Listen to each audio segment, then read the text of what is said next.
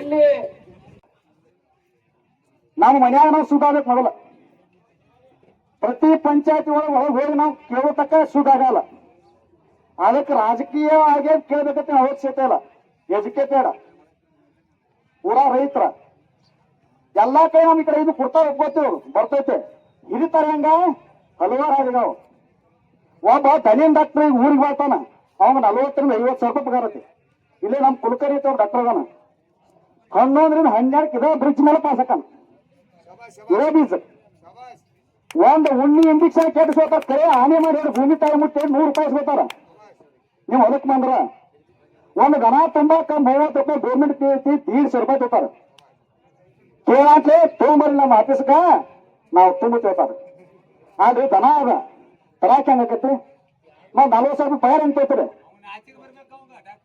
ಉಣ್ಣಿ ಇಂಜೆಕ್ಷನ್ ನಿಮ್ಮ ಹೇಳ್ತಾನು ಟರ್ಮ್ಯಾಕ್ಸ್ ಏನೋ ಬೈತಾವ ಔಷಧ. ಆ ಇಂಜೆಕ್ಷನ್ 10 ಇಂಜೆಕ್ಷನ್ ಹಾಕೊಂಡ್ರೆ ಇಂಜೆಕ್ಷನ್ ಮಾಡ್ತಾರ. 10 ಇಂಜೆಕ್ಷನ್ ಮಾಡಿ ರಾಜ್ ಕೆಡತಿ 150 ರೂಪಾಯಿ ತಗೋತ. ಅವನ ಗಳಿಸ್ತಾನ 1000 ರೂಪಾಯಿ ಗಳಿಸ್ತಾನ. ಅವನ ಕಂಡ ಬಿಟ್ಟು ಲೋಕಲ್ದವ್ರು ಅದ್ರ ಮನೆಗೆ ಡಾಕ್ಟರ್ಗಳು ಆ ದನಕ್ ಮಾತಾಡಕ್ ಬರಂಗಿಲ್ಲ, ದನಕ್ ಮಾತಾಡಕ್ ಬರಲ್ಲ. ಅದಕ್ಕೆ ಕುಂಡ್ಯಾಕ ಕೈ ಹಾಕಿ ರೊಕ್ಕ ಮುಡ್ತಾವ. ಹಿಂಗಾಗಿ ನಮ್ಮ ದೇಶ ನಾವು ಸುತ್ತ ಆಗುತ್ತಕ್ಕ ಒಟ್ಟ ಸುತ್ತ ಆದ್ರೆ ಹಾನಿತೇವೆ. ಏನು ಮಾಡಿ ರಾಜಕೀಯ ಬರ್ಬೇಕಂತ ಅವಶ್ಯಕತೆ ಇಲ್ಲ. 15 ದಿನ ಮಾಡ್ತಾರೋ 5 ವರ್ಷ ನಮ್ಗೆ ಗುಮ್ಮಿ ತೆಗಿತಾರ ಅವ್ರು. ಆದ್ರ ನಾವ್ ಏನ್ ಚೇಂಜ್ ಆಗ್ಬೇಕೈತ್ ಮೊದಲು ನಾವು ಚೇಂಜ್ ಆಗ್ಬೇಕು. ಹೆಂಗ್ ಚೇಂಜ್ ಆಗೋಣ? ಊರಾಗ ಒಂದು ಕಲ್ತಾರು ನಾವು 10 ಮಂದಿ ಗಚ್ಚ ಆಗುತ್ತೆ. ಯಾವ ಪಕ್ಷ ಜೊತೆ ಬೇಡ್ರಿ. ಪಂಚಾಯತ್ ಪಿಡಿಯೋ ಮಾತಾಡಿಸ್ಕಲ್ಲಿ ಮೊದಲ ಬಿಡ್ರಿ. ಯಾವ 70 ಮೆಂಬರ್ ಹಾಕಾರ ಬಿಡ್ರಿ. ಅದೇನೋ ನಾಟಕನ ಐತ್ಲ 5 ವರ್ಷಕ್ಕೊಮ್ಮೆ ಚುನಾವಣೆ ಬಂದ್ರೆ ಸಾಕು, ನಿಮ್ ಮನೆ ಮುಂದೆ ಬಂದು ಬೆಳೆದು ಭೌತಿ ಭಿಕ್ಷಾ 5 ವರ್ಷ ಅವ್ರು ಹೆಂಗ್ ಮಾಡ್ತಾರಂದ್ರ 5 ವರ್ಷಕ್ಕೆ ನಾಟಕ ಡೈಲಿ ಎಲ್ಲರೂ ಕೇಳಿದ್ನ 5 ವರ್ಷ ಆತಾರ ನಿಮ್ ಮನೆ ಮುಂದೆ ಭೌತಿ ಭಿಕ್ಷಾ ಅಂದೇಳಿ ಅಂತ ಕೇಳ್ತಾರ. ತಿನ್ನಾಕ ಕೂಲಿಲ್ಲ ಅವ್ರಿಗೆ. ನೀವು ಕೂಡ ಒಂದು ಹೋಗ್ತಿನ ಆಸೆಗಾಗಿ ಇನ್ನು ಸಲ ಕತೆ ಕಟ್ತಾರ, ಬಣ್ಣದ ಮಾತು ಹೇಳ್ತಾರ. ಕುಡಿಯಾಕ ಹೆಂಡ ಕೊಡ್ತಾರು, ತಿನ್ನಾಕ ಕಂಡ ಕೊಡ್ತಾರು, ಪರ್ಸಂಗ ಬಿಡ್ತಾರ. ನಿಮ್ಗೆ 100 ರೂಪಾಯಿನ ಕೊಡ್ತಾರ. ನೀವು ಬ್ಯಾರೆ ತಿಳ್ಕೊಂಡ್ರೆ ಅವ್ರಿಗೆ ಸಮಸ್ಯೆ ಆಗ್ತದೆ. ಒಳಗ ಒಟ್ಟ ಒಂದಲ್ಲ 2 ಅಲ್ಲ 5 ವರ್ಷ ನಿಮ್ಮನ್ನು ಗುಂಬುತ್ತಾರು ಕುಣಿಸೋಬೇಕ. ಯಾಕಂತ ಕೇಳಿ ಹೇಳ್ತಾರ ಗೊತ್ತವ್ರ? ನೀವು 2 ಟನ್ ಬೀಜ ಹಾಕ್ತೀರ, 40 ಟನ್ ಆಸೆ ಮಾಡ್ತೀರಿ.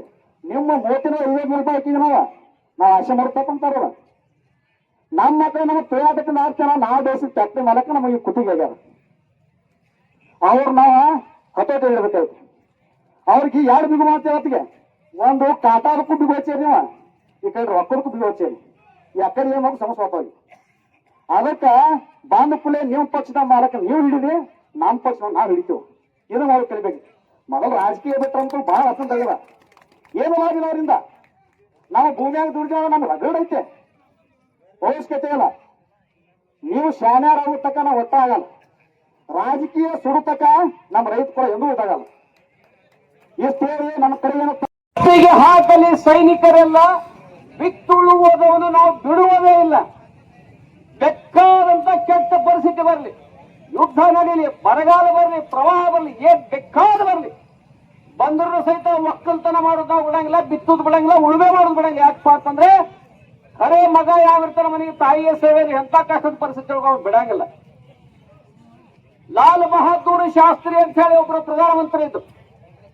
ಅವರು ಒಂದು ಸ್ಲೋಗನ್ ಹೇಳ್ತಿದ್ರು, ಜೈ ಜವಾನ್ ಜೈ ಜವಾನ್. ಅವ್ರು ಹೇಳಿದ್ರು ಎದಕ್ಕಂದ್ರೆ ದೇಶಕ್ಕ 2 ಕಣ್ಣುಗಳಿದೆ. ಒಂದು ದೇಶವನ್ನ ಕಾಯುವ ಸೈನಿಕರು, ಇನ್ನೊಬ್ರು ದೇಶಕ್ಕೆ ಅನ್ನ ಹಾಕುವಂತ ರೈತರು. 2 ಕಣ್ಣಿದ್ದಂಗ. ಭಾರತ ಮಾತೆ 2 ಕಣ್ಣುಗಳು ಯಾರಂದ್ರೆ ಒಂದು ರೈತರು, ಇನ್ನೊಂದು ಸೈನಿಕರು. ಸೈನಿಕರ ಕಷ್ಟ ಎಂತ ನಾವೆಲ್ಲ ಜೈ ಜವಾನ್ ಕಪ್ಪು ಬೆಳೆಗಾರರ ಹೋರಾಟಕ್ಕೆ, ಕಪ್ಪು ಬೆಳೆಗಾರರ ಹೋರಾಟಕ್ಕೆ.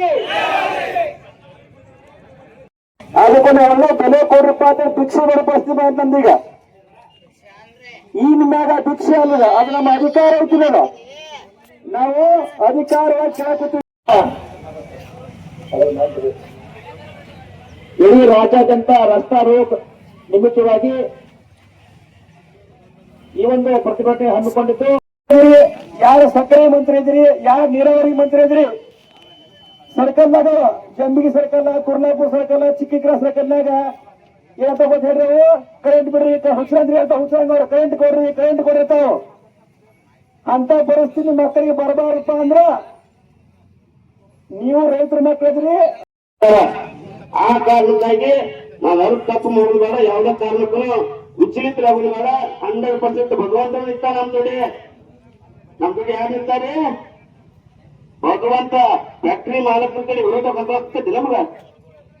ಹಳಿ ಬಾಕಿ ಬಿಲ್ 46 ಲಕ್ಷ ರೂಪಾಯಿ ನಮ್ಮ ತಾಲೂಕಿನೊಬ್ಬರು 3 ಫ್ಯಾಕ್ಟರಿ ಒಳಗೆ ಜಮಖಂಡಿ ಸುಡುತ್ತೆ. ನಿನ್ನೆ ಅವ್ರು ಜಮಾ ಮಾಡ್ಸ್ಯಾರ. ತಹಸೀಲ್ದಾರ್ ಸರ್ ಮಾತು ಕೊಟ್ಟಂಗ ಮುಂದ ಕಬ್ಬಿನ ತೋಡ್ನಿ ಯಾರು ಕಬ್ಬು ಕಡ್ದಾರಲ್ಲ ಅವ್ರ ಪಗಾರ ಉಳಿಸ್ಕೊಂಡಾರ. ಮಹಾರಾಷ್ಟ್ರದಾಗ ಕೊಟ್ಟಾರ, ಮಹಾರಾಷ್ಟ್ರದವ್ರ ಕಬ್ಬು ಕಡ್ದವ್ರಿಗೆ ಕೊಟ್ಟಾರು, ಕರ್ನಾಟಕದಾಗ ಕಬ್ಬು ಕೊಟ್ಟವ್ರ ಕೊಟ್ಟಿಲ್ಲ.